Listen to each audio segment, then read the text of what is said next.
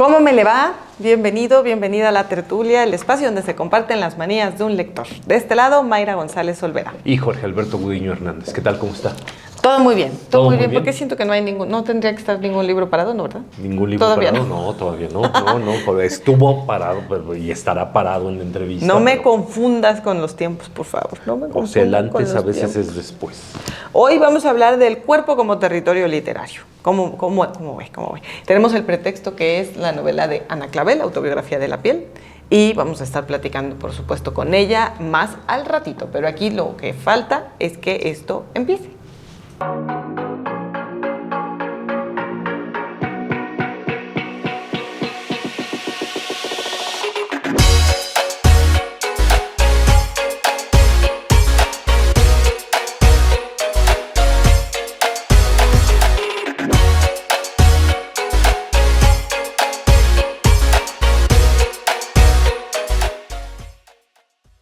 El cuerpo como territorio literario.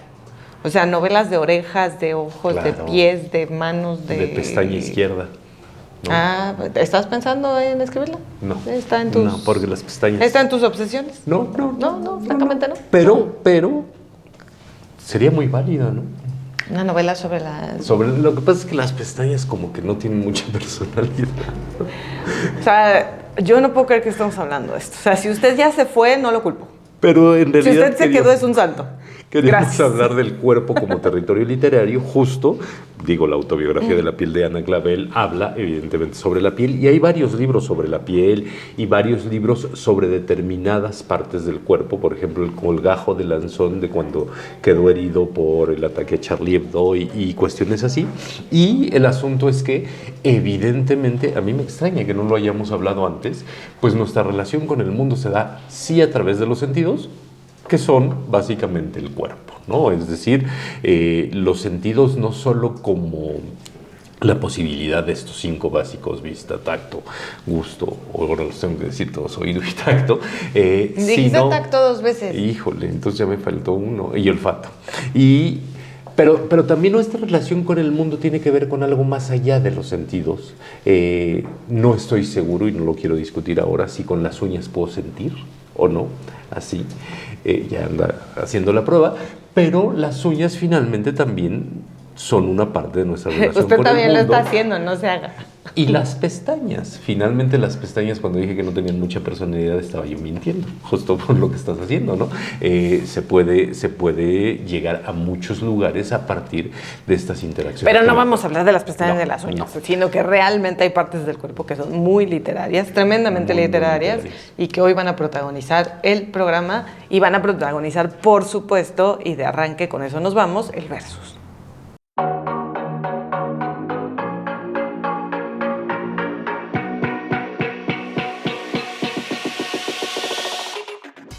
Pues tú empieza, al cabo yo traigo... Pero no lo traigo. Y ya ven, ya se le hizo costumbre. No lo traigo, pero Ya se es le hizo más, costumbre. yo creo que voy a usar 2 libros para el versus. Ay, ajá, pues Sí, porque yo lo que escogí para el versus son los dientes. Los dientes como un elemento literario, y me parece que es súper llamativo. Leí este libro hace muchos años que se llama Niños Muertos, de Martin Amis. Martin Amis es este enorme escritor inglés que murió hace poco, hace 2 o 3 años yo creo. Pues Rushdie ya lo pone en su cuchillo. Ajá, Y ya sí, muerto. debe haber Un sido. par de años, ¿no? Justo cuando estaba enfermo. Ok. Entonces deben ser, sí, como 2 años. 2 o 3 años, que era él sí era l'enfant terrible de la literatura inglesa, porque empezó a publicar además súper joven, igual que los otros, pero Amis era el rudísimo, ¿no? Porque además sacaba estas historias de adolescentes. Esta es una historia de adolescentes, niños muertos, en que varios adolescentes se van de fin de semana a una casa, ¿no? A una casa, no a las afueras de Londres, no justo afuera, pero hay varios personajes que están obsesionados con varias cosas y que tienen que ver con los excesos. Pero hay uno en particular que se llama Giles Coldstream, o sea, vapor frío, ¿no?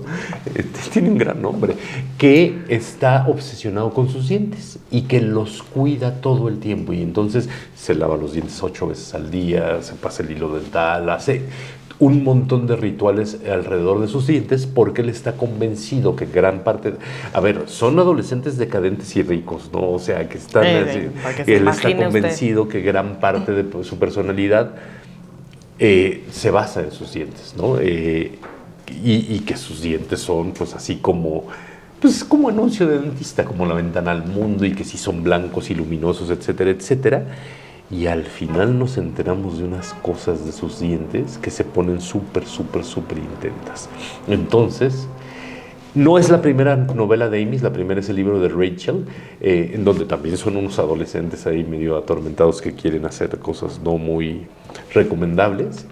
Pero estas novelas, el libro de Rachel, Niños Muertos y demás, son de las que lo convirtieron en el chico terrible, ¿no? Ya después, en su etapa más tardía, traería estas novelas que son espectaculares y que son durísimas. No sé por qué está mencionada la obra. Yo creo que está mencionada la obra de Amis porque como un solo título está muy débil para el versus, está tratando como de echar artillería. ¿Cómo va a estar débil? Es Amis, pero, por favor. Pues entonces yo, pues ya, pues qué más, o sea, ya te estás aventando toda la bibliografía. Ya, y también iba a hablar de Neguijón, pero ya no. No, pues claro que no, como por... O sea, y además eso no lo platicamos, o sea, eso sí ya lo ibas a meter a traición. Sí. Team Mayra, o sea, está muy mal. Está muy mal, o sea, ya se ha perdido todo el respeto en este programa. El cuerpo en que nací de Guadalupe Nettel, que muchos, es una de las obras de Guadalupe, yo creo que es la más leída de Guadalupe, una autoficción en donde Guadalupe nos cuenta cómo desde niña presentó este problema visual, este lunar que tiene en el ojo, y cómo estuvo sometida a diversos tratamientos para tratar de arreglar el problema. Incluso algún médico dijo, bueno, ya mejor déjenla tranquila y esperemos que con el paso del tiempo en algún punto ella pueda volver a ver o se pueda arreglar o de alguna manera se pueda operar ese problema y que quede ya con su visión completa de los dos ojos. Y este es el pretexto, hablar del cuerpo en que nací, es el pretexto para que ella en una sesión terapéutica, porque en algunos capítulos nos damos cuenta de que lo que está haciendo es hablando con una doctora, de contarnos desde su infancia hasta ya la madurez, la adultez, cómo fue que eso la determinó, pero también cómo ella intentó ir más allá de que eso realmente fuera lo determinante en su vida, cómo se descubrió como escritora, cómo se descubrió primero como lectora, cómo pudo ya darse cuenta de el disfrute de la lectura cuando por fin este médico dice, ya quítenle el parche que estaba usando durante tantas horas durante el día, porque lo usaba de la mañana hasta las 5 de la tarde. Cuando le quitan finalmente el parche, ella siendo una niña se da cuenta de la maravilla de la literatura y luego empieza a escribir. Y luego viene todo el contexto, ella pasa mucho tiempo en Francia, pasa mucho tiempo en México, y entre una cosa y otra se va formando realmente su personalidad y su identidad, que también está trastocada, no solamente por el cuerpo en el que nació y ese problema, sino por dónde nació. De pronto son los 70, su familia se vuelve sexualmente muy abierta, ¿no? Cosa que termina destruyendo el matrimonio de sus papás. Entonces, cómo cada una de esas cosas la va afectando, los hombres de los cuales se va enamorando, qué le van dando, qué le van quitando, y su pasión, por ejemplo, también política, social, ¿no? Su relación con el ejército zapatista. Pero o sea, no estamos hace todo en el puro paso. spoiler, estamos en versos. Hace todo el paso, no estoy para nada, es spoiler. O sea, no quieras, o sea, ven cómo estás de traidor. Que nada tiene que ver con el cuerpo y el ejército zapatista. Está de traidor. El cuerpo en que nací, porque justo, yo les decía antes de que quisiera meter aquí cizaña al señor, yo les decía que no dejó que eso la determinara. Y por eso todo lo demás que les estoy contando que viene muy a cuento, valga la redundancia. Tim Mayra, no tiene sentido lo que dice Jorge Alberto. Amis es un novelón. El cuerpo en que nací. El cuerpo en que nací. Y antes de irnos a la entrevista, contarles de Autobiografía de la piel.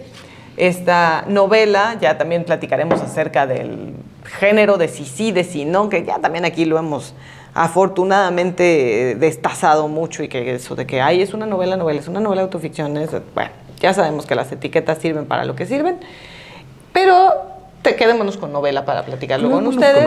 Una novela en donde una escritora nos cuenta desde la infancia hasta el momento actual en el que se encuentra su relación con la piel, con el deseo, sus encuentros sexuales afortunados, sus encuentros sexuales desafortunados, también su relación familiar, ¿no? La relación tirante, compleja que tiene con la madre todo el tiempo, la idealización de un padre que ya no está, un padre que falleció, y acompañada de todo esto, las referencias intelectuales que la han estado cobijando y que la han estado formando, ¿no? Así es, así es.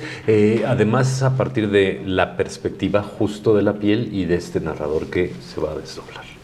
Eso platicaron Jorge Alberto y Ana, ahorita lo van a ver ustedes en la entrevista.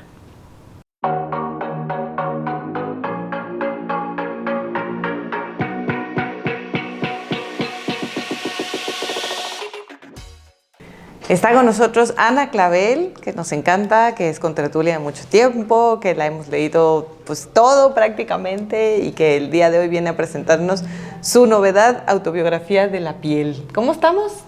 Contentas, fíjate en el plural. Me gusta el plural. Yo iba a hacer esa pregunta, ahora ya no la voy a hacer. No, al contrario, te está dando pie justo para que hagas la pregunta en su momento.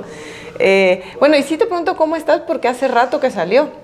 Ya hace rato que salió Autobiografía, ya hace rato que se leyó, ya hace rato que... ¿Cómo que hace rato? ¿A febrero? ¿Te parece hace mucho? Salió en enero, Ana. Bueno, pero se distribuyó en febrero. Yo hasta febrero fue que la presenté por primera vez con Rosa Beltrán y Guadalupe Alonso en la Casa Universitaria del Libro. Entonces, para mí ese fue el momento del nacimiento oficial. O sea, además el libro nuevo es nuevo hasta que hay otro. Bueno, ¿no? Está bien, está bien. Estás escribiendo... No, esa pregunta todavía no va. Pero entrémosle a Autobiografía, entrémosle desde el título.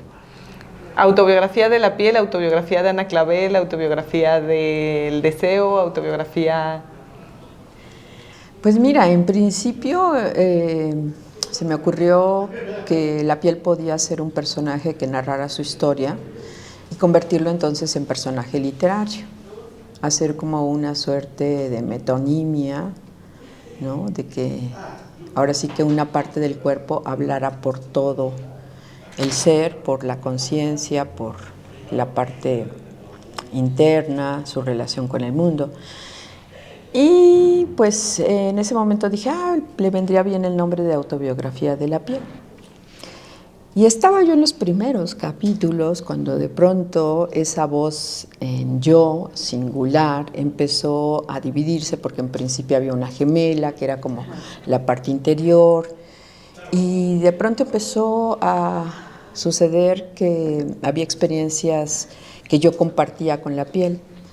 Y por allí entonces se me ocurrió ahora sí que descorrerme hacia un plural que abarcara las voces, ya no nada más el yo singular, ahora un nosotras plural, pero de pronto ante ciertas experiencias que me parecieron que podían ficcionalizarse y que yo le podía compartir a la piel, porque no era una autobiografía mía en un principio, y de hecho no lo es del todo.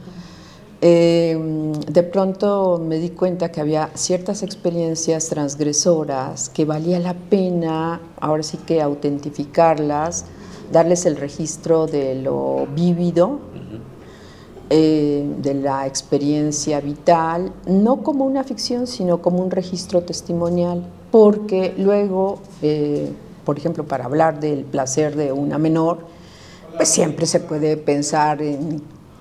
Ahora sí que Caperucita, Lolita, ajá, todo lo que se te ocurra en el camino. Pero si venía un registro autobiográfico, testimonial, entonces esa transgresión me parecía que legitimaba una parte del deseo que a mí me parece muy importante, que luego se niega, que es el placer desde que somos muy pequeños. Y que pues siempre ficcionalizándolo o metiéndolo en términos psicoanalíticos o en términos médicos, así como que ahí lo dejamos bajo la alfombra, pero me parece que tenemos que darle lugar porque la represión no conduce finalmente a nada bueno, tenemos que asumir todas nuestras partes. Entonces por ahí ya se me fue cruzando el personaje de una autora que había trabajado temas de la piel, y de pronto pues ya cruzarlo con el personaje de Ana Clavel, que soy yo en cierta medida, pero obviamente no soy yo del todo.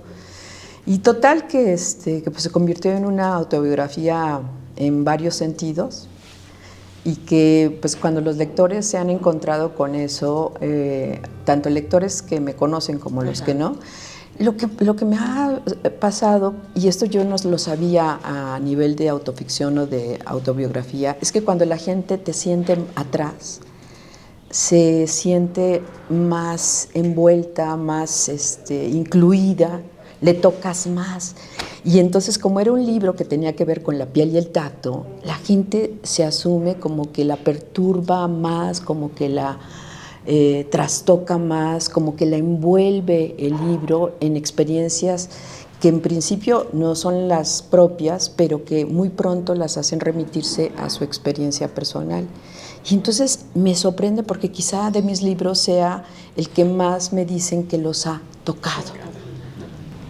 Oye, pero pensando en nosotros, o en nosotras, perdón, que además me sirve para, a la hora de ponerse a inventar categorías teóricas de narrador, lo que pasa es que suena feo, pero es como el desollamiento del narrador escindido, ¿no? Porque justo es la piel en contraposición de lo que está dentro de la piel. Entonces, desollado. Ah, no, eso suena más feo. Sí, suena feo, pero es una narradora o es un narrador muy, muy interesante en ese sentido, porque implica esta decisión de volverte a un tiempo, al margen de la autoficción, dos personajes. No solo el personaje Ana Clavel, porque finalmente la piel, en tanto está en primera, también es un personaje. Entonces, como que hay una metecisión de tu yo ficcionalizado, pues. Sí, pero yo más que esa palabra tan fuerte que es desollar, yo pensaría más bien en una esquizofrenia,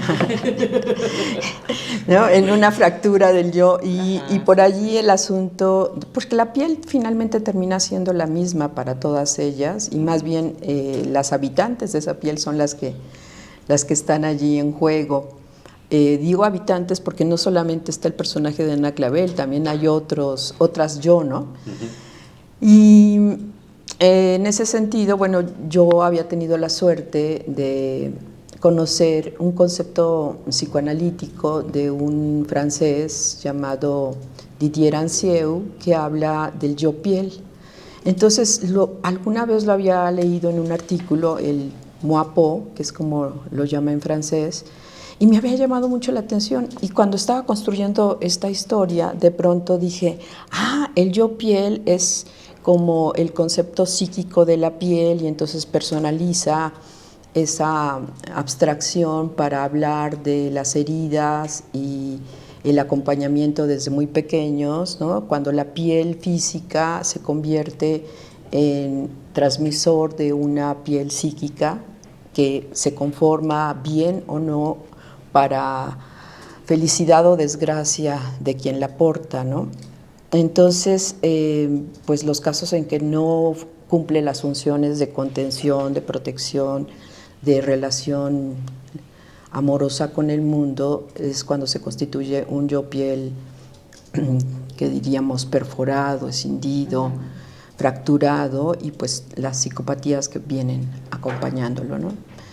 Y darle ese papel a la piel física, tan importante en la conformación de nuestra psique, tiene que ver con que, esta es una cosa que es así de abecedario de médico, ¿no?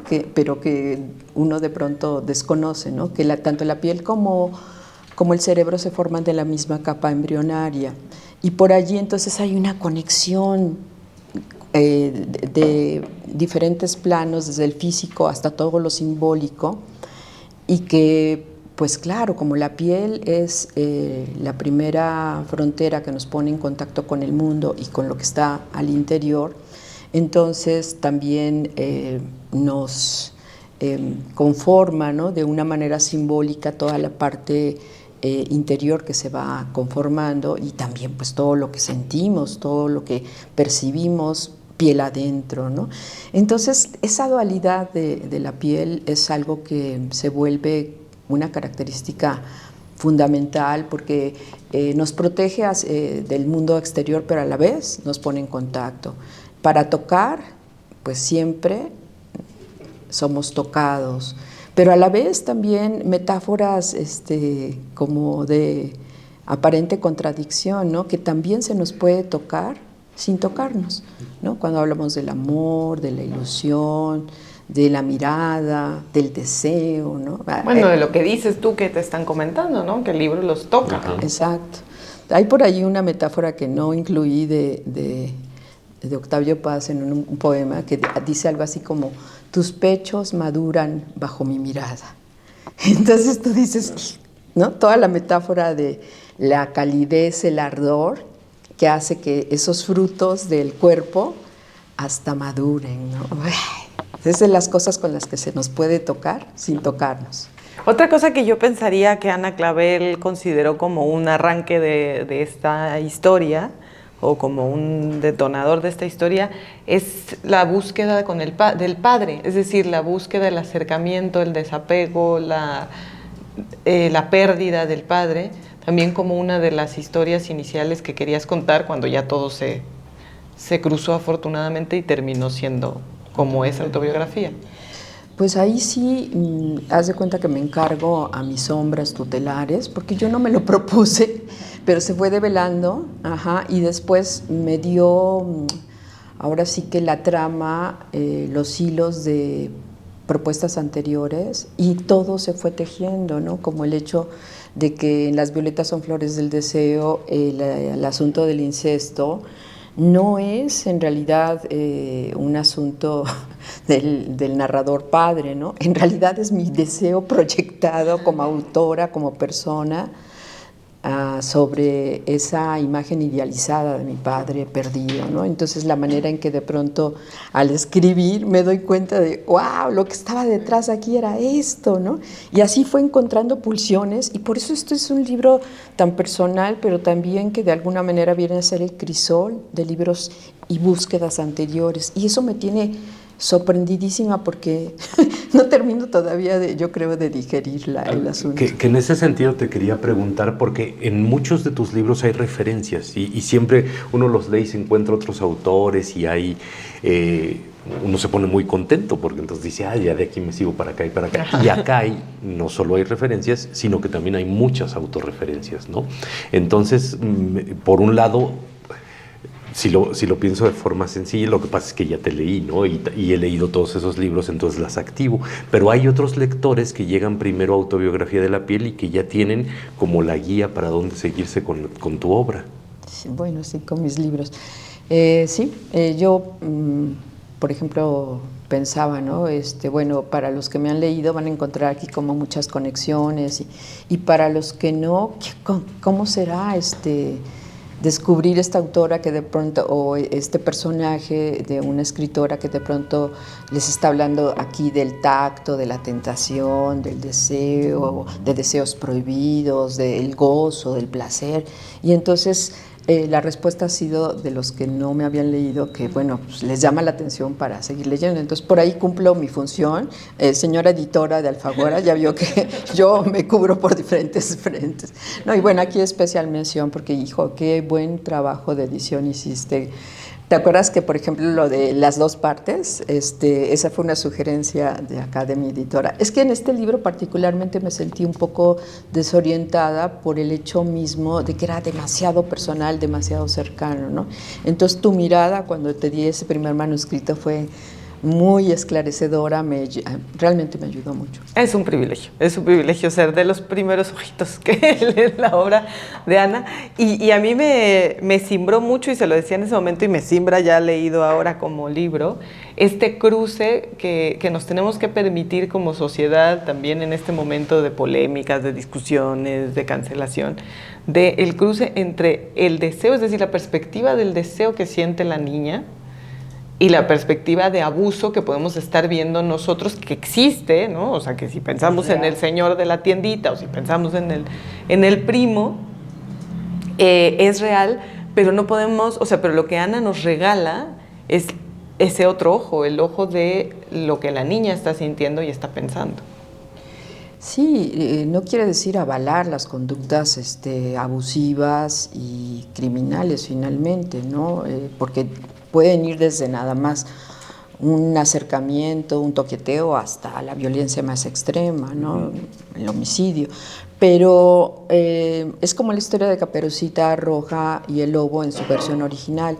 No se trata de decirle a Caperucita, no salgas al bosque de la vida, ¿no? Porque hay lobos y siempre habrá peligros, ¿no? El premio de un cuento tradicional como el de Caperucita en su versión original, no la de Perrault, no la de los hermanos Grimm, es que ella misma se acerca por curiosidad, tiene pues ahí un cierto grado de deseo de jugar con el lobo, ¿no? De meterse con ese peligro que la amenaza pero a la vez la tienta, ¿no?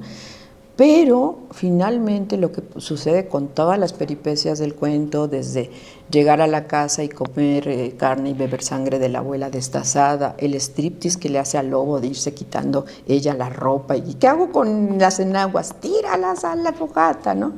Y luego finalmente la escena en la cama en la que se da el diálogo que todos conocemos, pero lejos de comerse a Caperucita en esa situación, ella recurre a su ingenio y engaña al lobo, ¿no? Le dice que tiene que ir a hacer sus necesidades, lo convence para salir, y cuando el otro se da cuenta de que el cordelito con el que la había amarrado al tobillo para estarla controlando, pues Caperucita muy astutamente, ya una vez que estuvo afuera, lo ató a un ciruelo y se fue corriendo.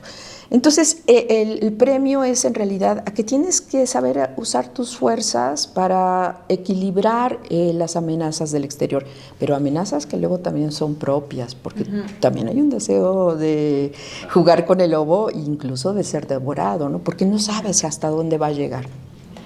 Ya que cuentas lo de Caperucita que viene en el libro, hay un montón de entradas o relatos dentro de la autobiografía de la piel que incluso se podrían leer de manera independiente.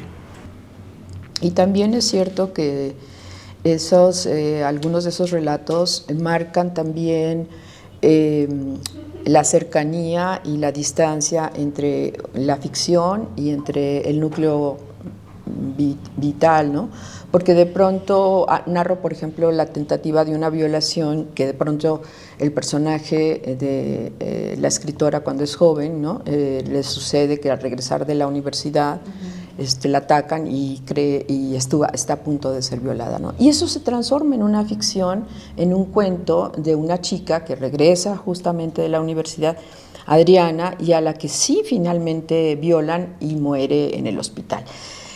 Y yo no me había dado cuenta de que detrás de esa historia estaba el núcleo vital.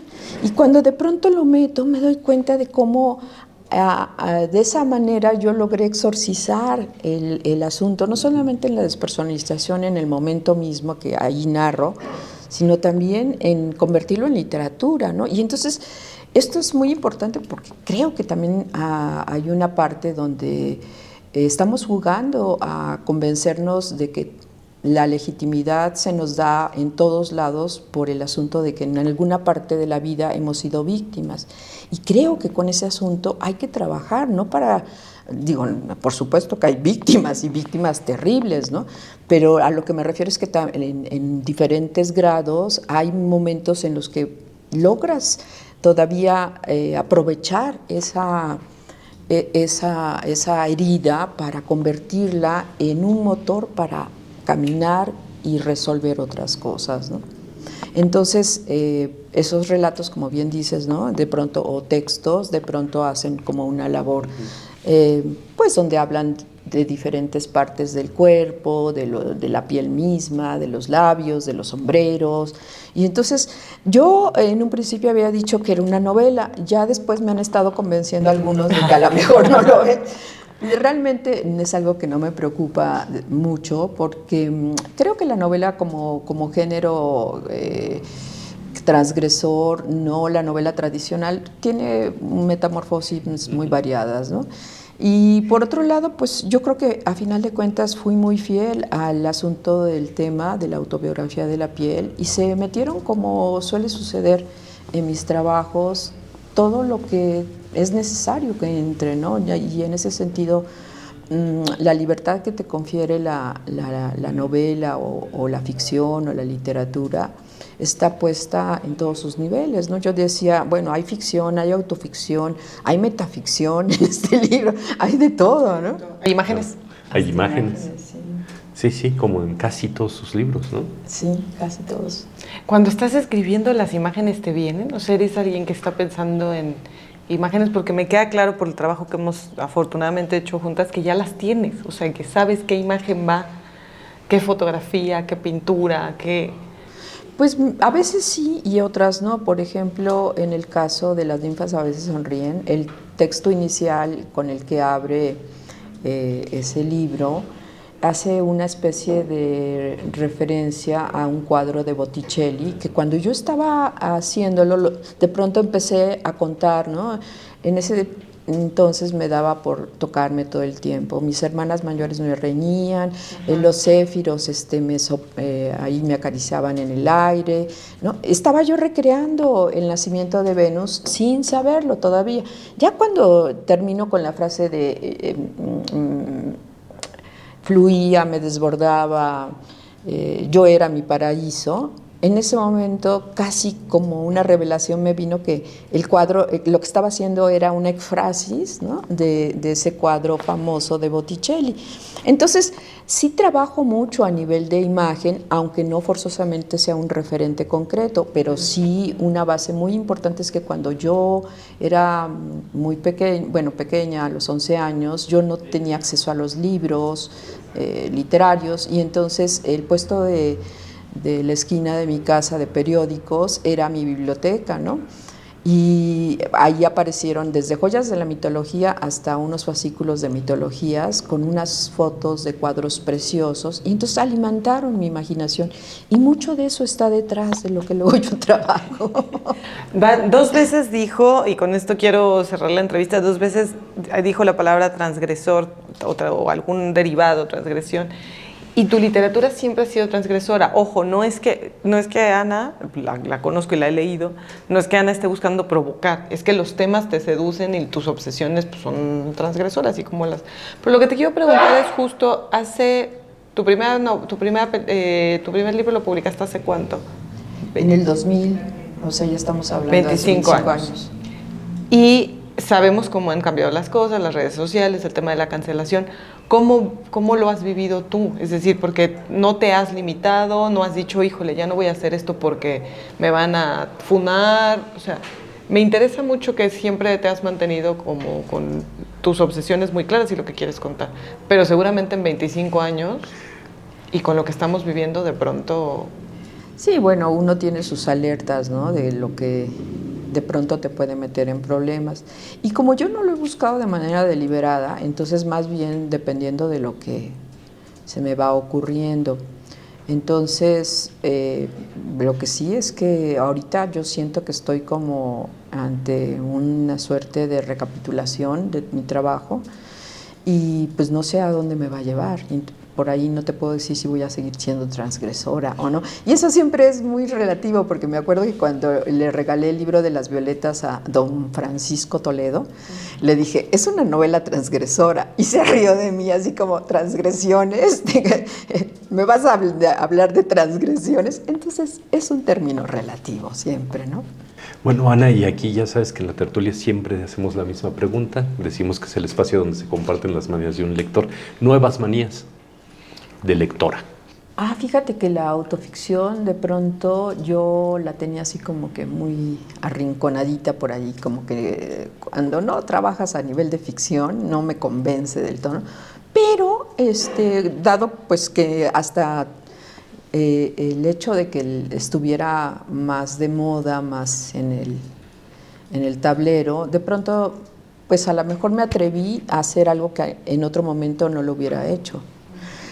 En esta parte de hablar de autobiografía de la piel y del personaje de Ana Clavel. Pero me ha resultado sí ahora un tema muy interesante y esos cruces luego donde siempre, aunque sea ficción, estás percibiendo o un poco imaginando que puede ser algo del autor, ¿no? Y muchas veces sucede, porque aunque no hagas un traslado literal, obviamente que te estás nutriendo también, no solamente de una experiencia propia, sino de una manera de ver el mundo propia.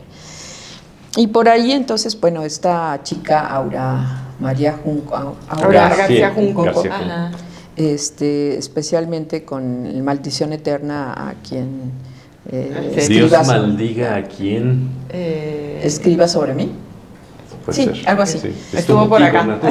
Bueno, es una autora muy interesante, sus propuestas literarias de ficción lo son, y este cruce de su propio despertar a los libros con la figura del padre, es entrañable ese libro, ¿no? Entonces, por ejemplo, esa es una de las obras que me ha tocado últimamente. Muchas gracias, Ana, por otra tertulia. Pues muchas gracias, Jorge Alberto, mi querida Mayra, un placer. Autobiografía de la piel ya está en todos lados, así que no hay pretexto. Vamos a lo que sigue. Pues ahí está la conversación con Ana, que siempre es una delicia y siempre nos deja pensando. Ahora es que sí, se avienta luego unas reflexiones que no son para este momento en la entrevista, sino para seguir, y que además en mi caso, que he leído ya 2 veces la novela, primero como manuscrito, como lo decía, y ahora ya la novela terminada, me deja también pensando en releer algunas partes desde otro punto de vista. Ya los spoilers. Sí, pero es que me quedo pensando en lo que dice Ana. Pues sí, pero pues quédate pensando mientras no estás al aire. Porque Puede ser verdad. Bueno, entonces vamos mientras está la cortinilla de puro spoiler.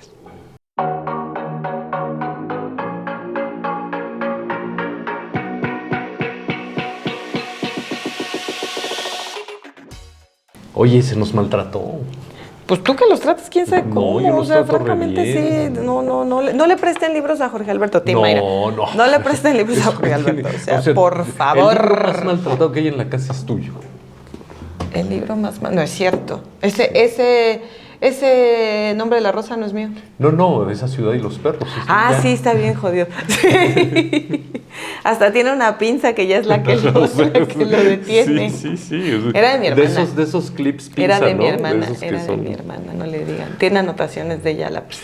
Bueno, se le cayó la pasta hace ratito y se le cayó hace ratito. Y además ya tiene otro color, ese no era ni el color de la pasta. No era rosita, ¿verdad? Pues, o sea, sí era rosita, pero digamos que más menos intenso, mamey. Menos.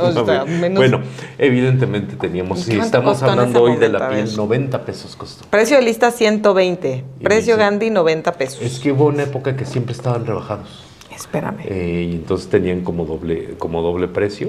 Y uno se ponía Este es supercontento. del 2001. Del 2001.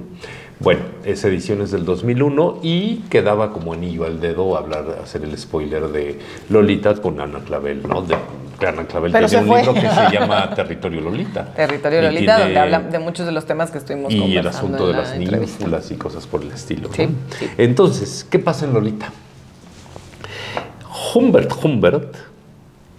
dejó sus memorias que escribió estando preso y que alguien descubre. Y entonces en ellas se cuenta que tiene una obsesión por las ninfulas, ¿no? Por las chavitas de 9 a 14 años más o menos.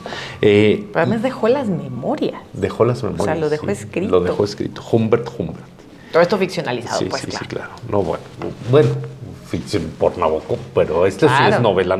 Aquí Sí, exacto. Y entonces el asunto es que él andaba un día buscando casa y le llega una oferta de una tal Charlotte, que es una viuda, y él dice, ay, no, ni voy a ir, pero dice, bueno, ya quedé, va a la casa, y cuando sale al jardín descubre que Charlotte tiene una hijita de 12 años, y esa hijita se llama Dolores, lo convence de quedarse, y entonces ahí anda y dice, y sufre, y todas estas cuestiones, ¿no?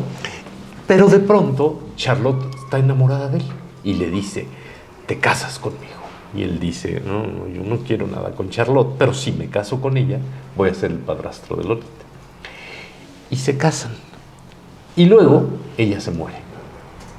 Justo después de descubrir que él está obsesionado con Lolita, ella se muere en un accidente trágico. Y entonces se muere y él se queda. Que ahí sí es algo como para criticarle a Nabokov. O sea, si es como para decirle, ahí sí te funcionaba que se muriera, ¿no? Lo atropelló, salió corriendo, él lo estaba persiguiendo. Pues y en el coche sí, la pues sí, pero mira, bueno, qué oportuno. Y él se queda como el custodio de la Lola, Sí. ¿no? Y eso, entonces, se mudan, se cambian de pueblo, se empiezan a rehacer la vida. O sea, la gente de la escuela donde inscribe a Lolita piensa que él es un padre conservador, que es un buen padre, etcétera, etcétera.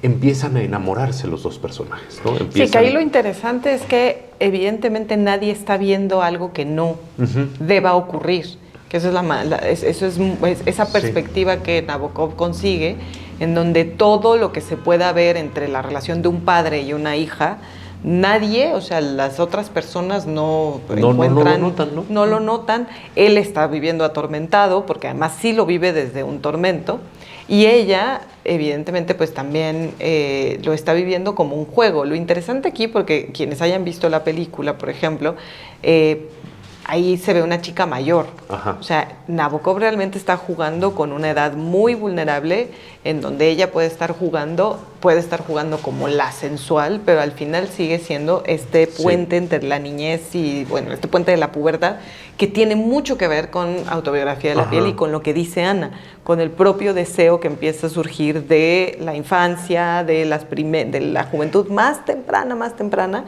y en este caso con un personaje como él, que es muy complejo mentalmente y emocionalmente.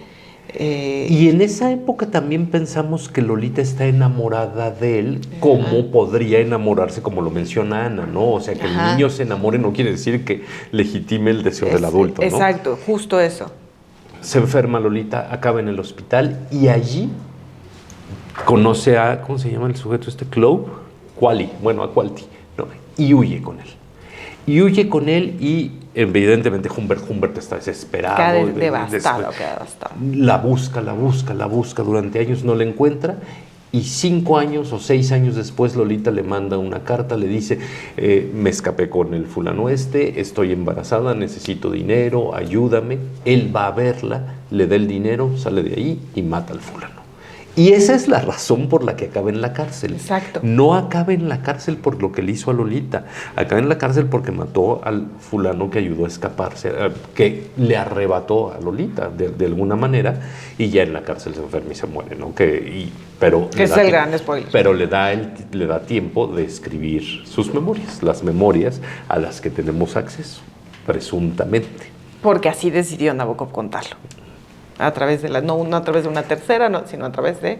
Pero sí. Yo creo que es una gran decisión, al margen de que se pueden discutir algunos detallitos sobre si era mejor de una forma o de otra, que esté contado en primera persona a pasado, hace que el propio personaje constantemente reflexione sobre lo que hizo, ¿no? Y que además nos intente convencer de que no tenía otra salida, ¿no? Que eso lo vuelve este personaje complejo que tú decías. Humbert no es tan simple como, digo, sí está mal lo que hace, ¿no? Y eso es clarísimo, pero verlo todo desde su perspectiva le aporta muchísimo a la novela, y justo por eso es una novela tan transgresora. Ahí está la recomendación del spoiler del día de hoy. Díganos si ya la había leído, si ya leyó, si vio la película. La película es buenísima. Yo no vi la película. Si ya la vio, y cuéntenos nuevamente. Volvemos a lo mismo, estamos haciendo spoilers de libros tan famosos, tan populares, que incluso pues algunos han tenido hasta más de una adaptación. Pero bueno, en el caso de Lolita, cuéntenos qué piensa. Y vamos a divulgarla.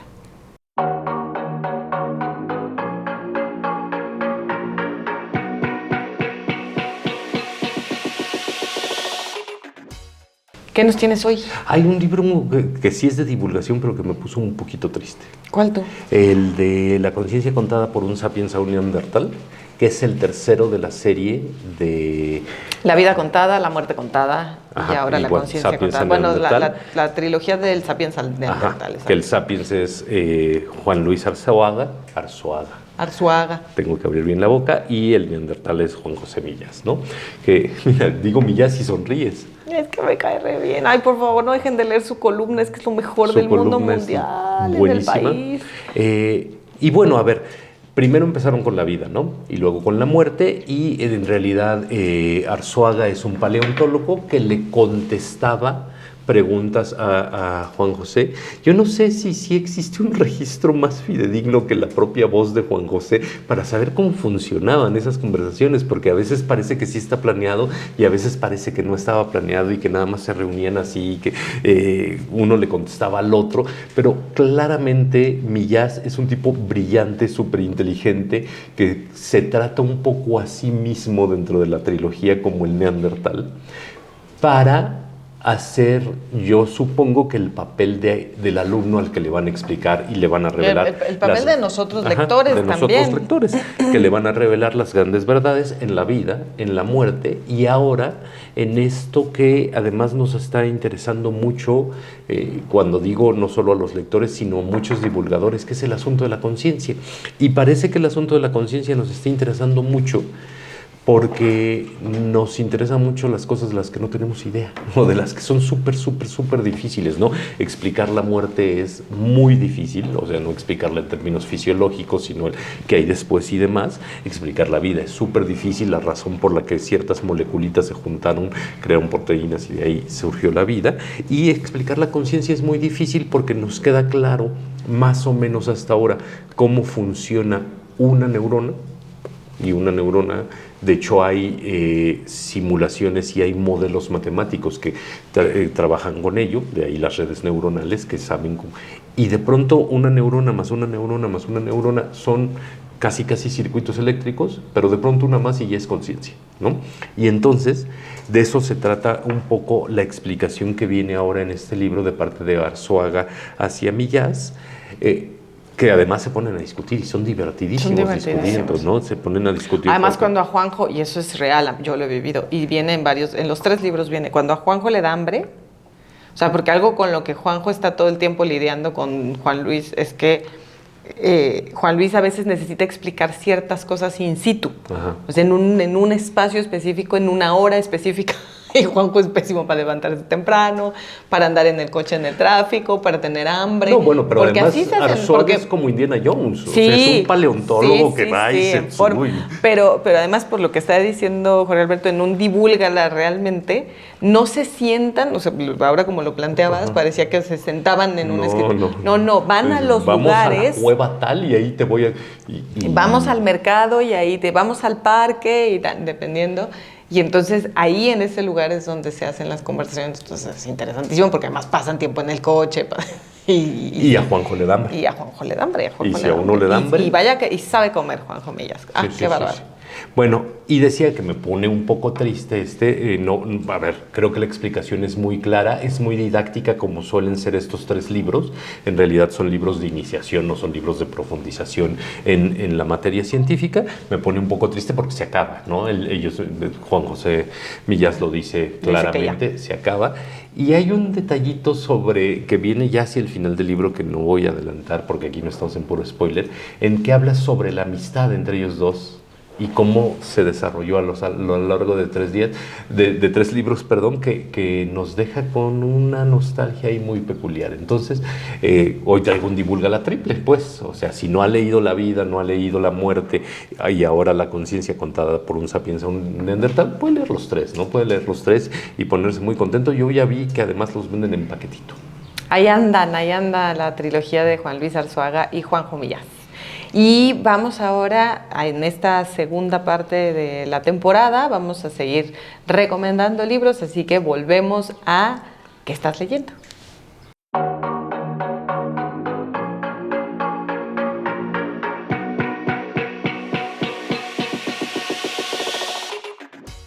¿Qué estás leyendo? No quiere decir que no sigamos recibiendo. Si tienen por ahí ustedes el video de su librería de barrio, si quieren comentarle al dueño, al director de esa librería que pues puede mandarnos su video, eso sigue adelante, por favor avíseles y aquí vamos a estar dispuestos a recibir y a seguir promoviendo ese trabajo tan valioso que hacen las librerías independientes en toda la República, no solamente en Ciudad de México, pero volvemos ahora a ¿qué estamos leyendo? Híjole, es que yo me meto solito el pie, ¿no? Este libro me lo regaló un gran amigo, Rodrigo Díaz, que no el Cid. Tú di el autor, ¿no?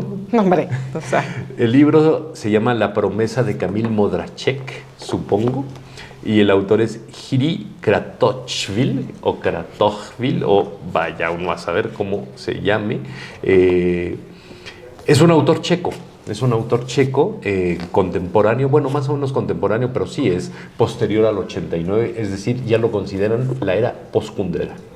Supongo que los checos tienen entonces la era Kafka, post-Kafka, Kundera, post-Kundera, y aquí en La promesa de Camille Modrachek nos encontramos en Brno. Es que además... O sea, no, pues tú, que te quieres en los poner años cosmopolita. 50, y es una especie, pero eso es un engaño, no se lo voy a creer, de novela policíaca. Pero no es una novela policíaca. Okay. Es decir, sí muere una joven pintora tras un interrogatorio de la policía secreta, su hermano, que es un arquitecto especializado en diseñar edificios feos.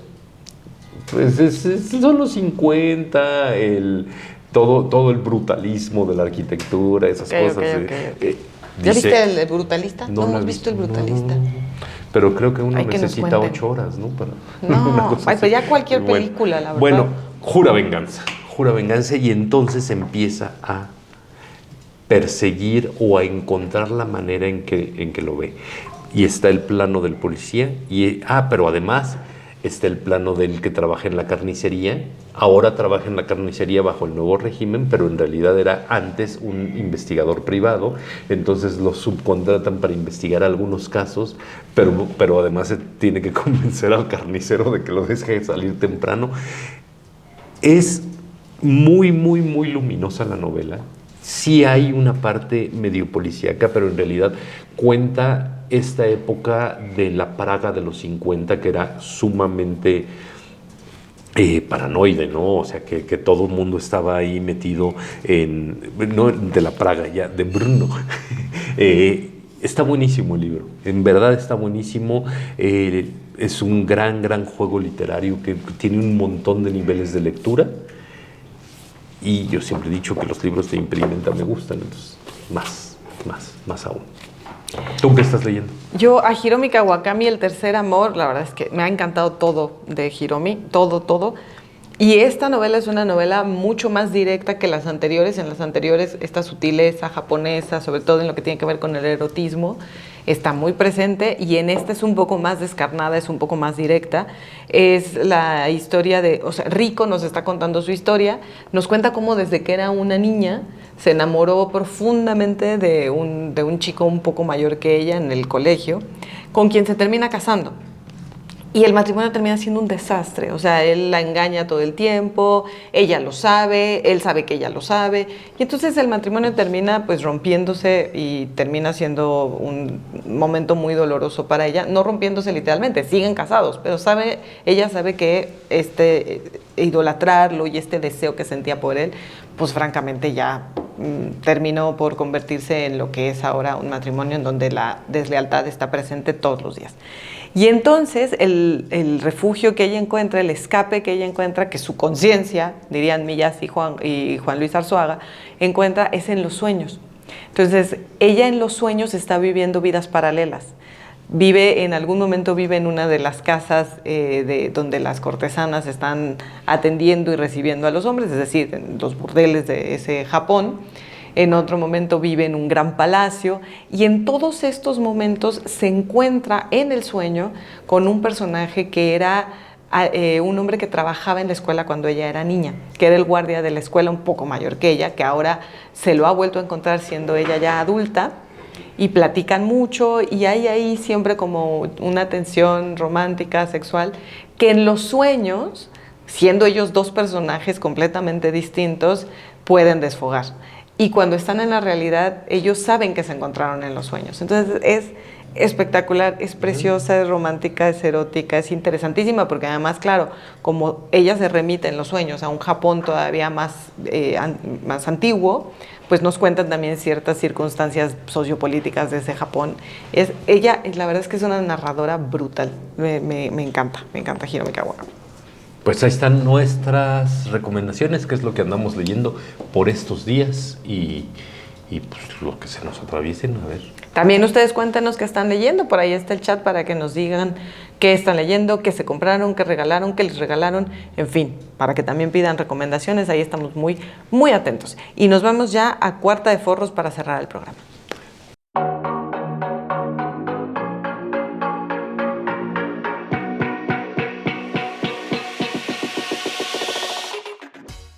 Pues ya se acabó esta tertulia, así que vamos a platicar con ustedes, a ver qué es lo que nos están contando en el chat.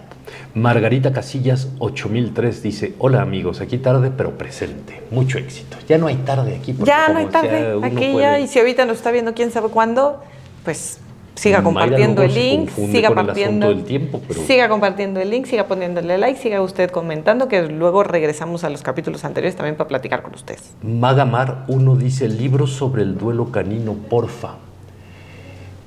Déjeme pensar, lo que sí sé es que hace muchos años Marwan Soto Antaqui escribió un texto muy lindo cuando se le murió un perro. Bueno, el libro de Perros e Hijos de Perra de Arturo Pérez Reverte, que tiene varios textos sobre, tiene 2 que 3 ahí incluidos del duelo, pero sí hay, es que ahorita me agarró un poco en curva, pero sí, ahora lo pienso y le respondemos aquí en el chat también.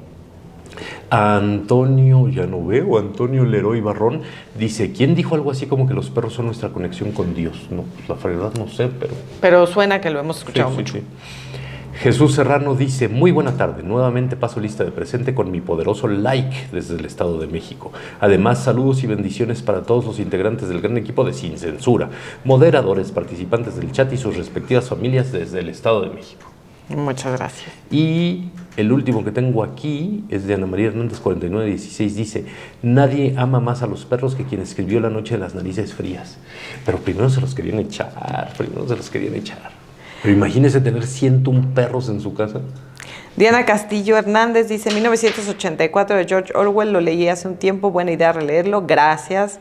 Y también nos dice Mayra y Jorge Alberto: me confundí y el martes los anduve buscando.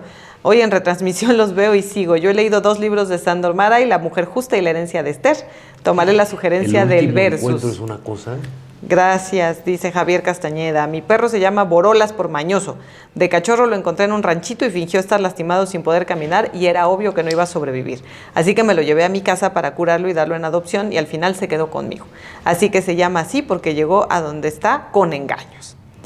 Lino Gómez dice: mi sobrina veinteañera solía salir a correr por las mañanas por los andadores de la unidad donde vivía y se encontró un beagle muy lindo, muy linda, pero para su sorpresa desdentada. Allí estaba, pobrecita, abandonada, y sin dudarlo la recogió y llevó a casa. En ese entonces vivía sola y fue su amable compañía. La nombró Cayi, que significa casa en náhuatl. Felicidades a la tertulia, un programa muy ameno. Y Josefina Díaz dice: mi perrita se llama Lilo, agradezco tomen en cuenta la literatura para nuestras queridas mascotas. Y nos mandaba corazoncito y patitas. Marcela Chávez Marcela Rocha Vázquez nos mandaba corazoncito y patitas.